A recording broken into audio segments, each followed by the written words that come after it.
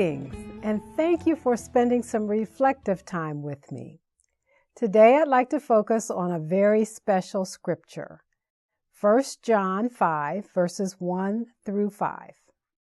Every person who believes that Jesus is in fact the Messiah is God begotten. If we love the one who conceives the child, we'll surely love the child who was conceived. The reality test on whether or not we love God's children is this: do we love God? Do we keep His commands? The proof that we love God comes when we keep God's commandments and they are not at all troublesome. Every God-begotten person conquers the world's ways. The conquering power that brings the world to its knees is our faith. The person who wins out over the world's ways is simply the one who believes Jesus is the Son of God. During the 50 days between Easter and Pentecost, many Christians celebrate the season of Eastertide. 50 days of worship and celebrating the resurrection of Jesus Christ. The hymn, Easter People Raise Your Voices, reminds us in the third verse, every day to us is Easter, with its resurrection song to our God who rights the wrong.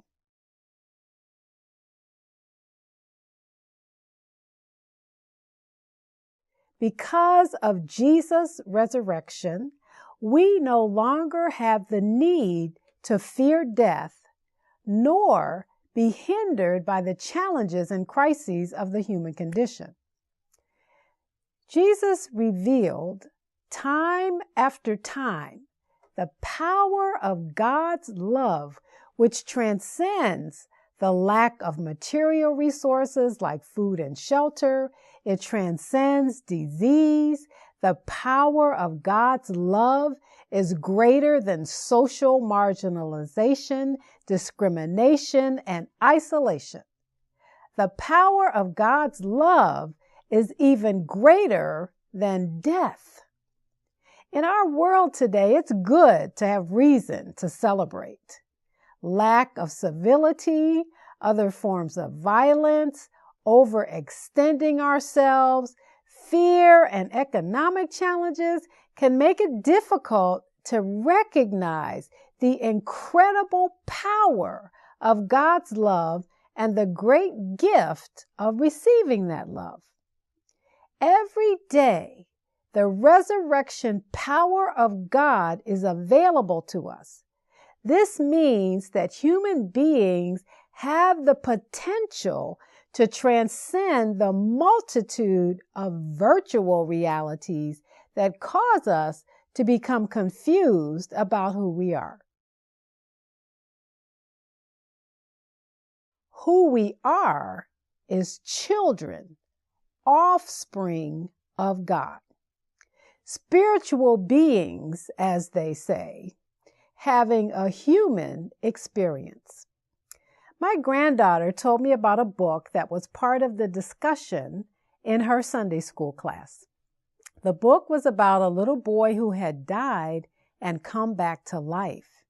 His testimony is that heaven is real. Her question to me was, so why are we here? Why didn't God just make it so we could skip this human experience part and just stay with God?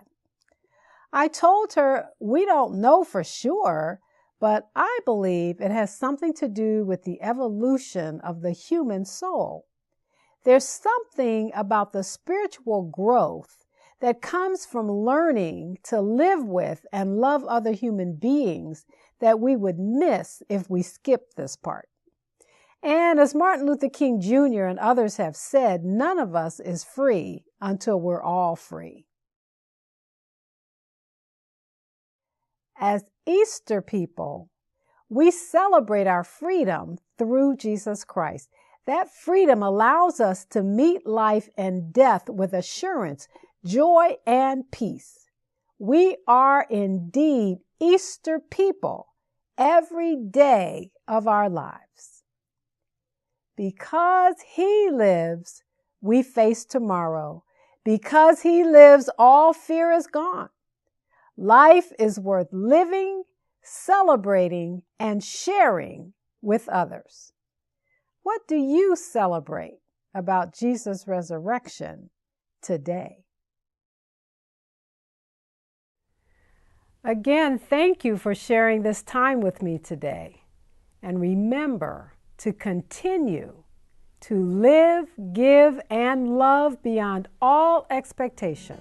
All of the ministries that the Wisconsin Conference supports would not be possible without your loving spirit of generosity, peace, and blessings.